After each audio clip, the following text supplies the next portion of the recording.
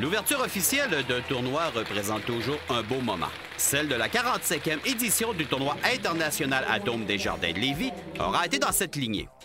D'importants dignitaires se retrouvaient au centre de la patinoire afin de bien lancer les activités de cet important rendez-vous annuel. D'ailleurs, fidèle à sa réputation, le serment du joueur confirme la volonté des dirigeants que la place est donnée entièrement aux athlètes. Nous jurons sur notre honneur que nous nous présenterons au tournoi international Atome Desjardins de Lévis, en complément loyaux, honnêtes et respectueux des règlements qui le régissent.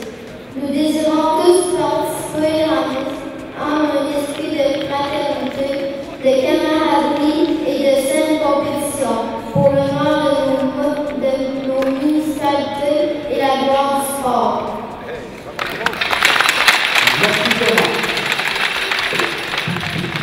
Et un tournoi comme celui présenté à Lévis devient une manne importante pour la municipalité.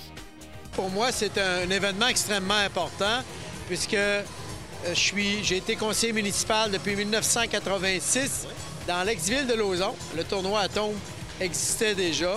Alors donc, pour moi, c'est une retrouvaille exceptionnelle parce que le tournoi Atome coïncide avec une période sur le plan économique, sur le plan touristique, morte. Et les impacts pour nous à Lévis sont quand même extrêmement importants.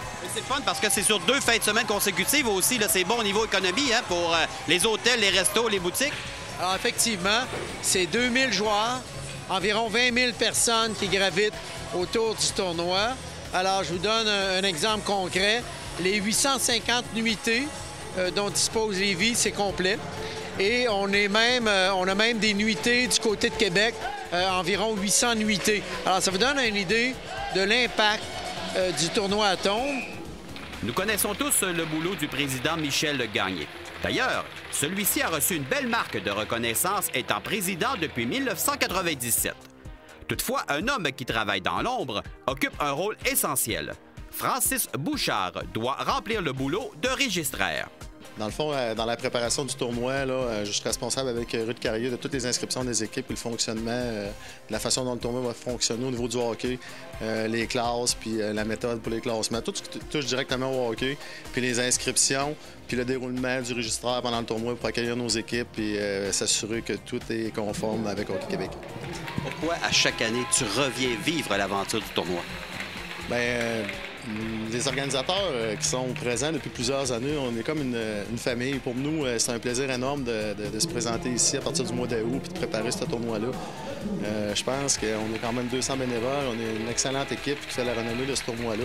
Puis pour nous, c'est un loisir, c'est un plaisir de le faire. Puis ça permet en même temps, comme le but premier du tournoi Atome, à sa première année d'existence, c'est de faire participer les jeunes de Lévis à un tournoi de hockey d'envergure. C'est pour ça qu'année après année, on conserve toujours toutes les catégories. Ça serait facile pour nous de garder juste des catégories de compétition. Par contre, pour nous, c'est une priorité de s'assurer que tous les jeunes de Lévis peuvent participer.